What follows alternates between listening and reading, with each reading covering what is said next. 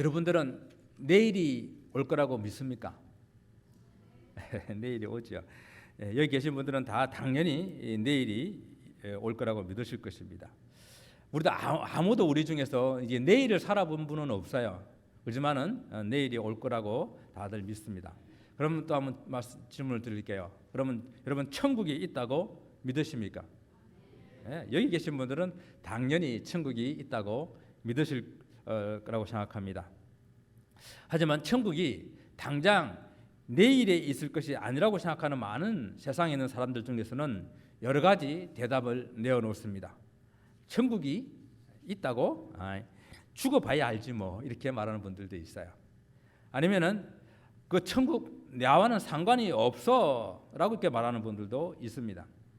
또 어떤 분은 천국이 어디 있어? 죽으면 다 끝이지, 이렇게 말하는 분들도 있어요. 여러분 정말 죽어봐야 안다고요? 그런데 만약 죽었는데 천국이 있으면 어떡할까요?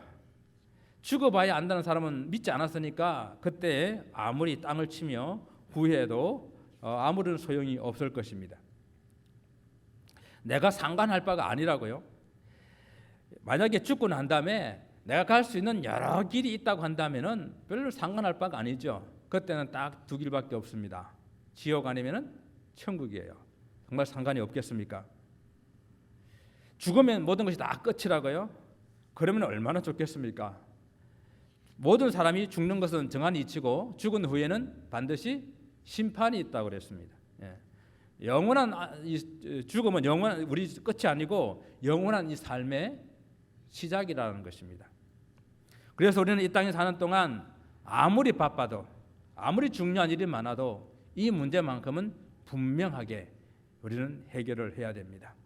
오늘이 지나면은 내일이 있는 것처럼 이 땅의 생애가 끝나면은 다음에 세상이 있는데 그것을 오늘 성경 본문에서는 우리에게 장차 올 세상이다라고 이렇게 말하고 있습니다. 여러분 장차 올 이 세상이라고 하는 것은 우리가 이미 잘 알다시피 하나님의 나라 천국을 말씀하고 있습니다. 자, 우리가 천국을 분명히 있다라고 말씀을 하셨고, 천국에 우리는 다 같이 가게 될 것입니다. 그럼 천국이 있다 해서 천국에 빨리 가고 싶은 사람 혹시 있으세요? 천국이 좋은데 왜 빨리 안 가려고 그러죠? 천국에 빨리 가세요라는 이 말은 이 땅의 삶을 살고 있는 사람들에게는 빨리 죽으라라는 그런 이야기가 되죠. 옛날에 정말 임종을 앞둔 어떤 분이 있어서 신방을 갔습니다. 그래서 찬송을 부르는데 제가 그 중간 정도의 찬송을 골랐어요. 중간 정도의 찬송을 저 하늘나라를 소망하는 찬송을 불렀더니 그 가족이 저보고 그러더라고요. 우리 어머님 아직 안 돌아가세요. 왜 이런 찬송을 골랐어요? 그러더라고요. 근데 얼마 안 있어 그분 돌아가셨어요. 우리가 천국이 좋은 것은 알지만은 빨리 천국에 가세요라고 말하면은 다 빨리 죽으라는 이야기인 줄 알고 그렇게 좋아들 하지 않습니다. 천국이 좋은 것인 줄 알지만 아직 이 땅에서 우리가 맡겨주신 주님의 사명이 있어서라는 이런 말로 우리는 이렇게 좀 바꾸어서 천국에 좋지만은 빨리 가고 싶지만은 우리에게 맡겨진 사명이 있어서라고 이렇게 말을 좀 바꾸어서 합니다. 그런데 이게 사실이잖아요. 그죠? 사실입니다. 우리가 하나님 나라 가는 거 너무너무 사모하지만은 우리에게 맡겨진 모든 사람들에게 사명이 있기 때문에 그 사명 주님께서 다 이루는 날까지 주님께서 부르시게 될 때까지 우리는 이 땅에서 그 사명 감당하는 것입니다. 사도 바울도 이렇게 말했어요. 그러니까 이것은 핑계가 아니라는 이야기죠. 사도 바울도 나는 삶과 죽음 사이에 끼어 있다. 차라리 세상을 떠나서 그리스도와 함께 있는 것이 훨씬 더 좋은 일이나 그러나 또 내가 그렇게 하고 싶다. 그러나 내가 육신으로 있는 것이 성도들에게 더욱더 유익하기 때문에 내가 이 땅에 남아서 그 사명 감당한다라고 빌립보서 1장 23절 24절에 이렇게 말하고 있어요. 사도 바울이 감옥에 갇혀서 정말 어려운 그런 시간들을 보내고 있습니다. 차라리 그는 육신을 떠나서 하나님께 주님께 가는 것이 훨씬 더 좋은 일이지만은 거기에 맡겨진 일, 교회를 돌보고 성도들을 양육하는 그 일을 그가 하나님께서 맡겨셨기 때문에 그 일 다 감당하는 동안에 그 일을 위해서 이 육신을 이 땅에 남겨져 있다, 남아 있다라고 그런 말씀하고 있는 것입니다. 우리가 장차 올 세상, 즉 천국이 좋은 이유는 무엇입니까? 빌립보에서 오늘 사도 바울이 말하는 것처럼 그 천국에는 누가 있다고요?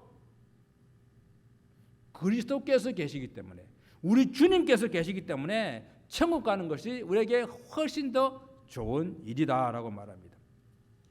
여러분, 천국에 수많은 그런 좋은 일들이 있겠지만은 그중에서 가장 좋은 일은 그곳에 내가 사랑하는 우리 주님께서 계시고, 내가 사랑하는 우리 주님께서 그것을 통치하시고 다스리는 나라이기 때문에 우리가 천국이 좋은 거예요. 맞습니까?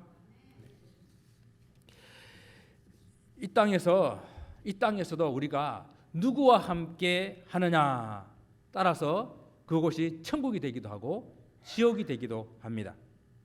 여러분에게 어떤 것을 선택할까 한번 질문을 한번 해볼게요. 죄송합니다. 우리 여자 성도님들에게만 질문할게요.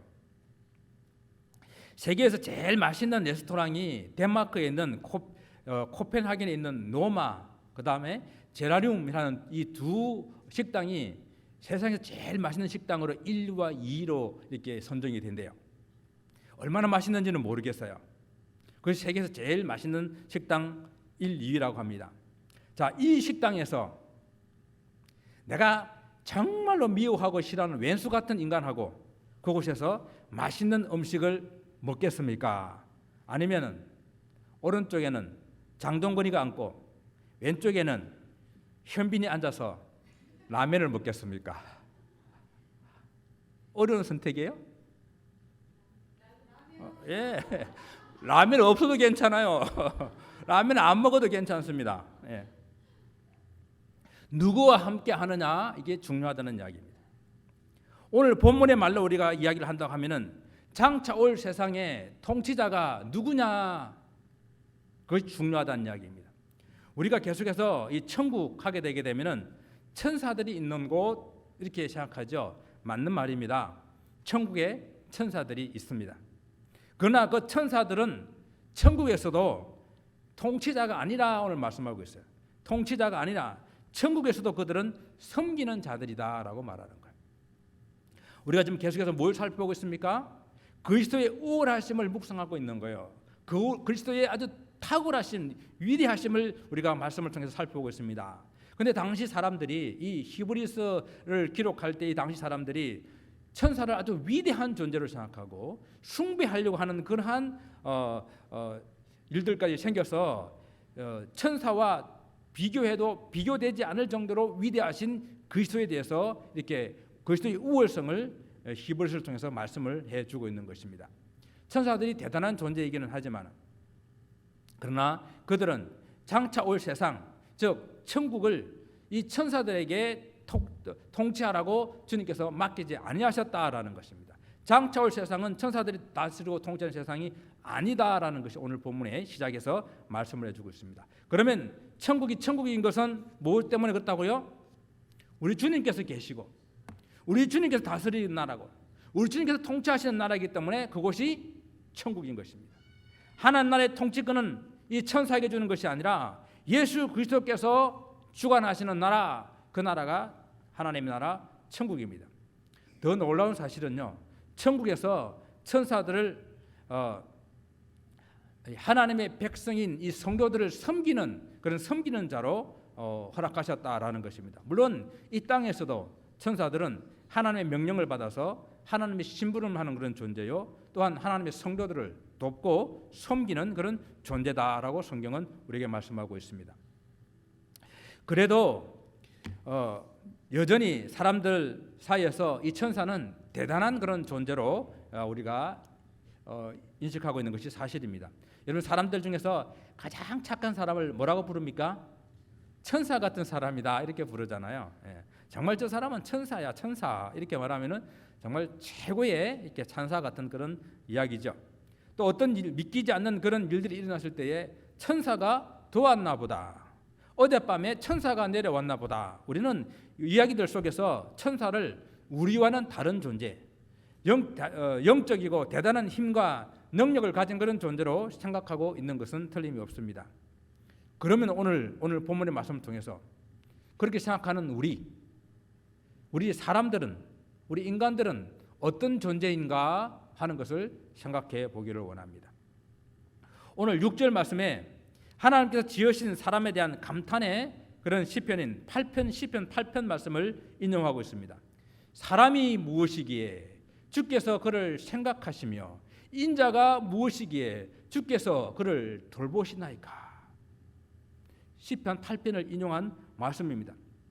히브리서 저자는 시편 8편을 이렇게 인용을 했는데 이 인용한 이유는 하나님께서 인간을 어떤 존재로 창조하셨는지를 설명하기 위함입니다.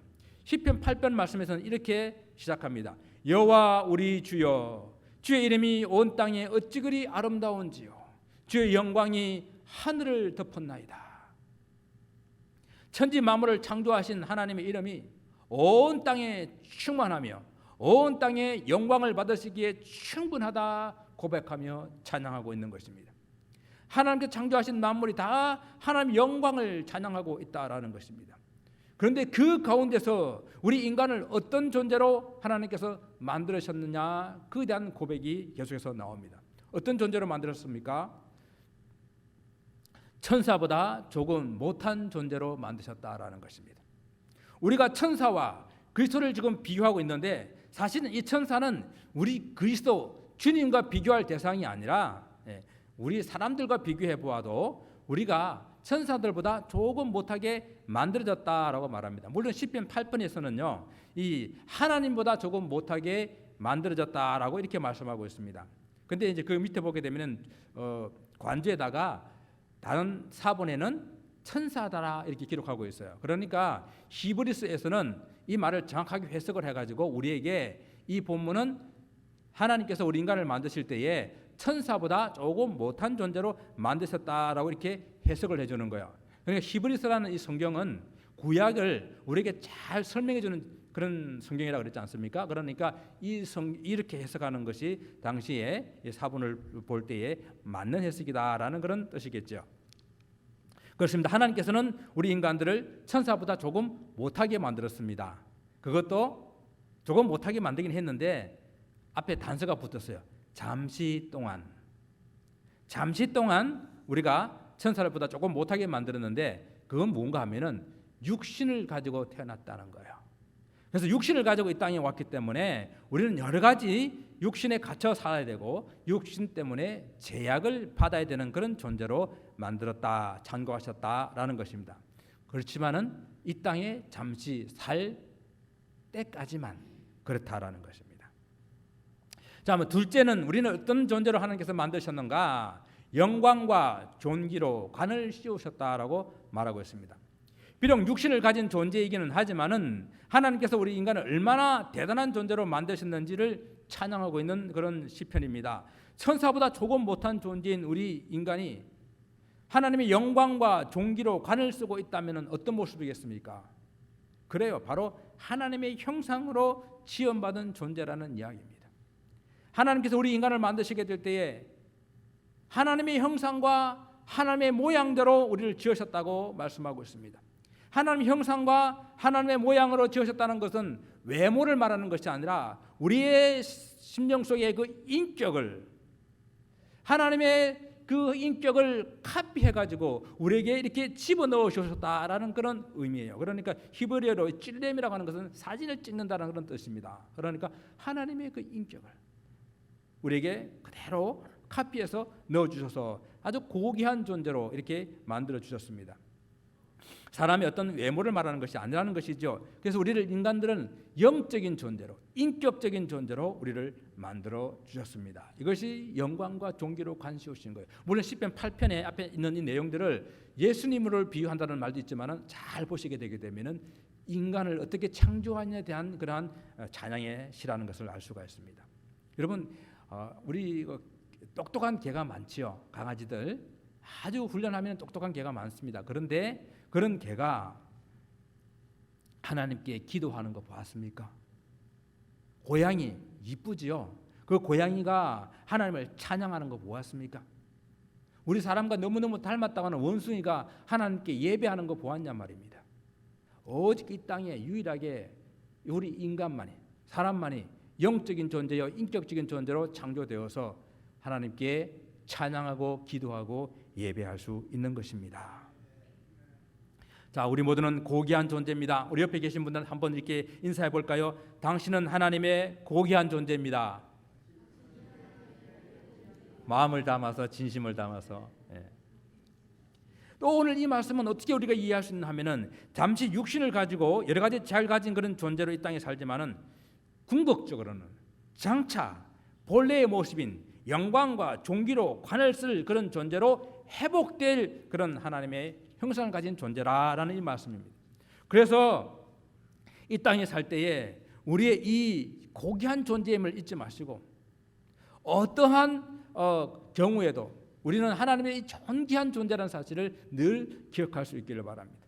우리 인생은 원래 하나님과 함께 동행하며 살 수 있는 그런 존재로 창조되지 않았습니까?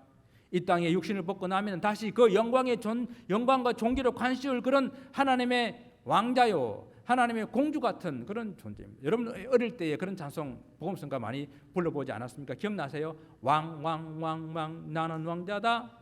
나는 하나님의 나라의 나는 왕자다. 그죠? 공공 나는 공주다. 그리고 우리는 모두 하나님의 나라의 왕자요, 하나님 나라의 공주인 사람입니다. 존귀한 존재예요. 그리고 셋째는 우리 만물을 우리 발 앞에 다 복종하게 하셨습니다. 하나님께서 하나님의 형상과 하나님의 모양으로 우리 인간을 만드시고 하나님께서 만드신 모든 것들을 다 우리에게 주셨습니다. 그래서 시편 8편에서는 주의 손가락으로 만드신 주의 하늘과 주께서 베풀어 주신 달과 별을 내가 보니, 하나님께서 우리 인간을 얼마나 사랑하셨는지 귀하게 만드셨는지를 내가 알겠다라고 이렇게 고백하고 있는 그런 시편의 말씀이에요. 그래서 6절에서는 주의 손으로 만드신 것을 다스리게 하시고 만물을 그 발 아래 두셨다라고 이렇게 찬양하고 있는 말씀입니다. 땅의 모든 짐승이나 공중의 모든 새나 바다의 모든 물고기나 바닷가에 다니는 모든 것들을 다 우리에게 맡기셨다라는 것이에요. 우리 이것을 하나님께서 주신 문화 명령이라고 그러죠. 창세기 1장 28절에 하나님이 그들에게 복을 주시며 그들에게 이르시되 생육하고 번성하고 땅에 충만하라, 땅을 정복하라,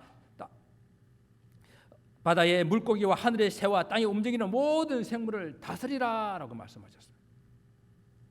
하나님께서 우리 인생을 얼마나 사랑하시며 얼마나 귀하게 보시는지 알 수 있는 그런 내용입니다. 물론 우리가 또 오늘날 과학문이 발달돼 가지고 오늘 우리가 살고 있는 이 우주가 얼마나 큰지를 우리에게 알려주고 있어요.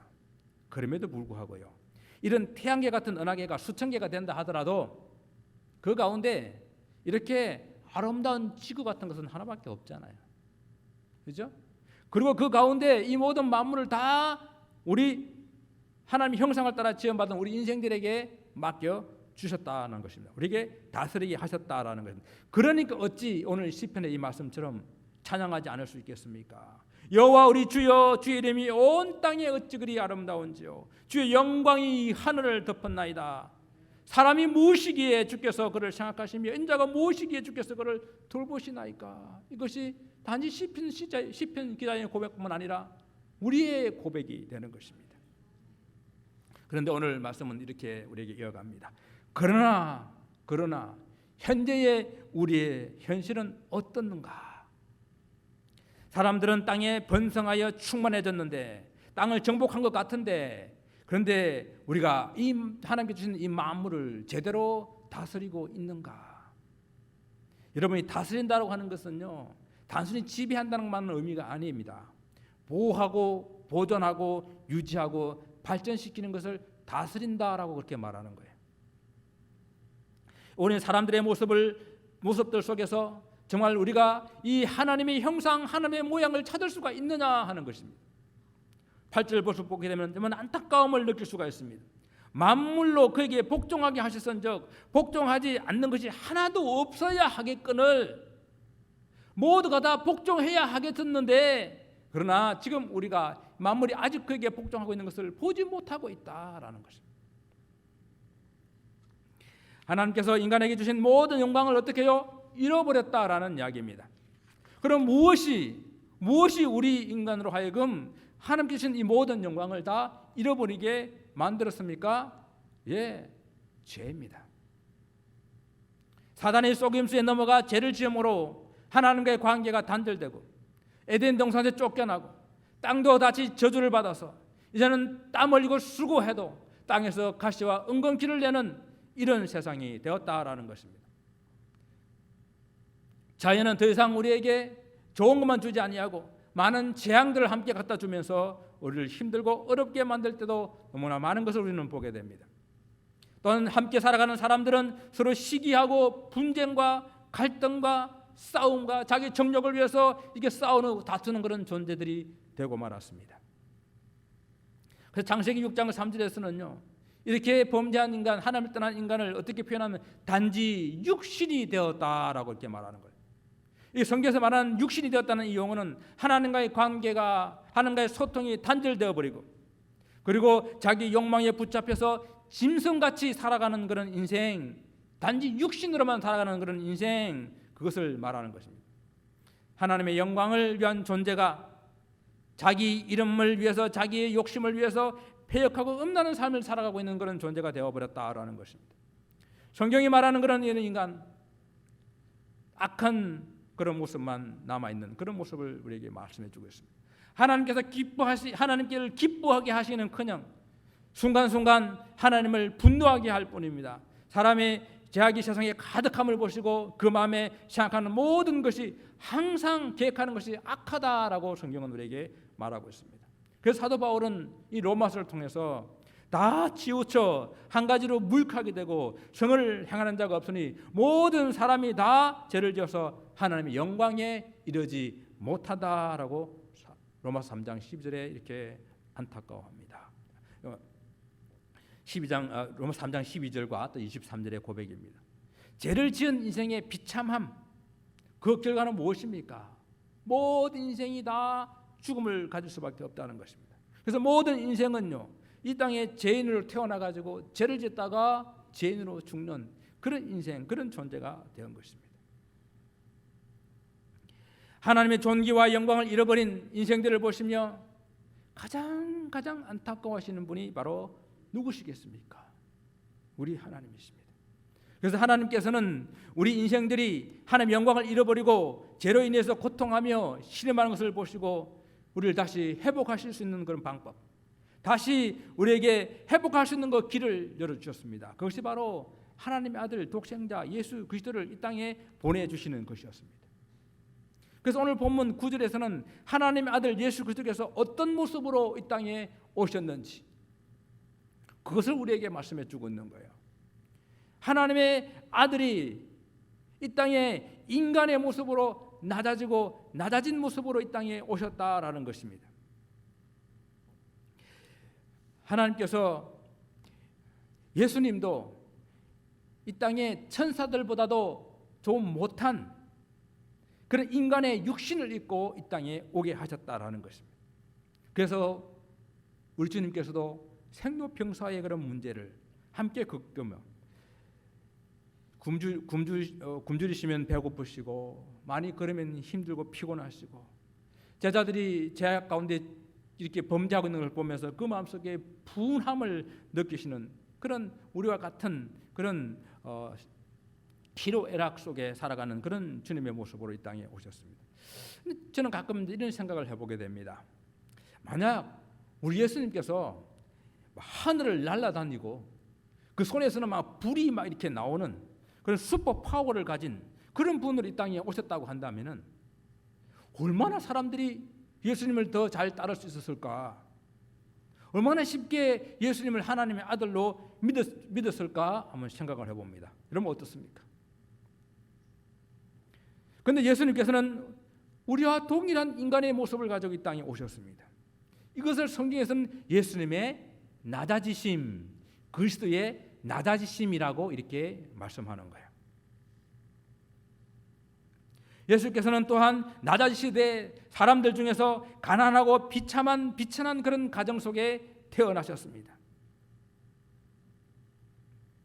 그리고 그것도 말은 아닐 수도 있고요. 양이나 염소의 마구간이었어요. 그 우리에서 태어나셨습니다. 그리고 사람들이 별로 중요하게 생각하지 않는 그런 가난한 동네 나사렛이라는 동네에서 예수님은 자라셨습니다. 그리고 사람들이 알아주지도 않는, 배우지도 못한 그런 가난한, 또 못 배운 비천한 어부들을 주님의 제자로 삼아서 데리고 다녔습니다. 이런 예수님의 인간적인 그런 외형을 이사야 성경은 뭐라고 말하고 있습니까? 그는 고운 모양도 없고 풍채도 없은즉 우리가 보기에 흠모할 만한 아름다운 것이 없도다. 예수님의 그 모습을 통해서는 낮아지고 또 낮아지고 낮아진 모습만 볼 수가 있는 것입니다. 그러면 왜 하나님께서 우리 예수님을 이렇게 낮은 그런 모습으로 이 땅에 보내셨을까요? 그것은 첫째, 예수님의 그 고난의 그 죽음을 받게 하시기 위함입니다. 죄를 지어서 하나님 영광을 잃어버리고 죽음이라는 고난 속에서 살아가는 우리 인간과 동일한 모습을 가지게 하심으로써 그도 또한 죽음의 이 고난을 예수님이 받게 하시는 바로 하나님의 뜻이 있다라는 것입니다. 또 둘째는 주님이 이 고난의 십자가를 짐으로 말미암아 영광과 존귀로 다시 관을 씌우기 위한 하나님의 뜻이 그곳에 있었습니다. 우리도 잘 알다시피 예수께서 십자가 사형을 당하시지 않았습니까?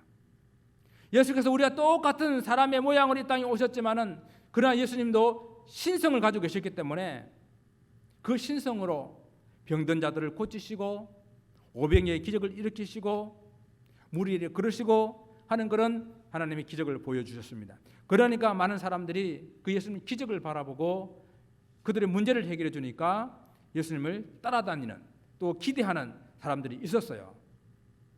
그런데 대제사장과 장로들에게 붙들려서 신성모독이라는 죄를 받아 로마에 넘겨져서 십자가의 사형을 당하고 말았습니다.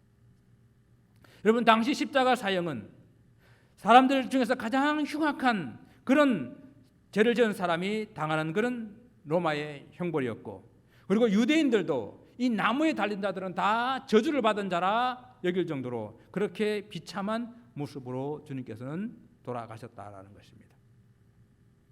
그러나 이렇게 예수께서 십자가의 고난을 당하시고 죽으심으로 말미암아 가장 비참하고 가장 낮아진 그런 모습으로 주님께서 그 일을 감당함으로 말미암아 다시 우리 주님은 영광과 존귀로 관을 쓰셨다라고 말씀하십니다. 잠시 육신을 입고 천사보다 못한 인간의 모습으로 이 땅에 오셨지만은 십자가의 고난으로 다시 영광으로 존귀로 관을 씌우신 그 하나님의 보좌 우편에 그 계시는 그 주님을 우리는 잘 알고 있지 않습니까? 바로 하나님의 영광을 다시 회복하게 하신 것입니다. 그래서 우리는 이 셋째, 왜 주님께서는 이렇게 낮은 모습으로 이 땅에 오실 수밖에 없었는가? 이 주님의 모든 고난이, 주님의 이 모든 낮아지심이 바로 이 땅에 있는 모든 사람들을 위해서 죽음을 맛보신 죽음이라는 이야기입니다. 주님께서 십자가의 고난과 죽음으로 영광과 존귀로 다시 관을 씌고 회복하신 이 전적인 그 이유는 바로 저와 여러분들 모든 이 땅에 있는 인생들을 위한 주님의 고난이었고, 주님의 고난을 말미암아 주님께서 영광의 관을 다시 쓰셨다 한다면은 그 고난의 십자가를 지신 주님께서 다시 영광과 존귀로 관을 신 그 주님을 우리가 바라보게 될 때에 우리 또한 동일하게 이 영광과 존귀의 관을 쓰게 해 주시겠다는 주님의 약속, 그것 때문에 주님께서 이 일을 당하셨다라는 것입니다. 그래서 우리들은 이 땅을 살아가면서 비록 부족하고 연약하고 여러 가지 어려움들이 있지만은 그 영광과 존귀로 관을 쓰고 계신 주님을 우리는 바라보아야 하는 것입니다. 그 주님을 바라보게 될 때에 우리 성도들도 동일하게 회복되어져서 그 하나님의 은혜로 영광과 존귀로 관을 쓰게 되는 그날이 우리에게 임하게 될 것입니다. 바로 이런 것을 우리는 하나님의 은혜라고 그러는 거예요. 우린 자주 너무 하나님의 은혜라고 말을 하는데 정말로 하나님의 은혜는 이런 것을 하나님의 은혜라고 말하는 거예요.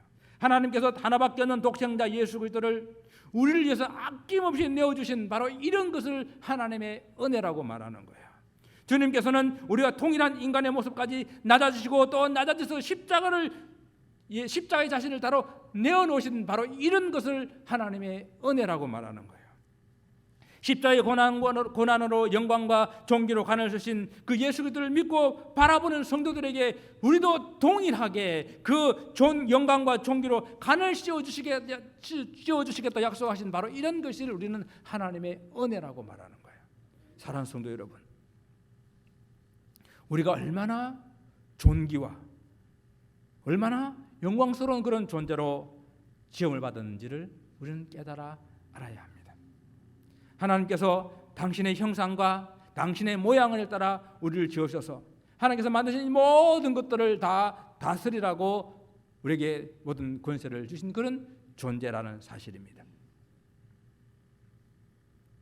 그런데 죄로 인해서 잃어버린 이 영광을 다시 우리 주님께서는 회복시켜 주시려고 하나님께서 인간의 육신을 입고 이 땅에 오시고 죽음이 아니면은 이 일을 해결할 수가 없기 때문에 십자가를 지시기까지 자신을 낮추셔서 다시 우리를 그 영광과 존귀로 간을 씌워주신 주님, 바로 오늘 이 주님을 여러분 마음속 깊이 새기며 그 주님을 바라볼 수 있기를 바랍니다.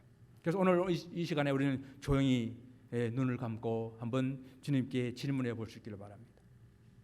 여호와 나의 주여, 내가 무엇이길래 이렇게까지 나를 생각하시며 내가 무엇이기에 나를 이렇게까지 돌보십니까? 내가 뭐라고 주님께서 이렇게까지 낮아지셨습니까? 이렇게 우리 주님께 물어보게 될 때에 주님의 대답은 내가 너를 사랑하기 때문이란다.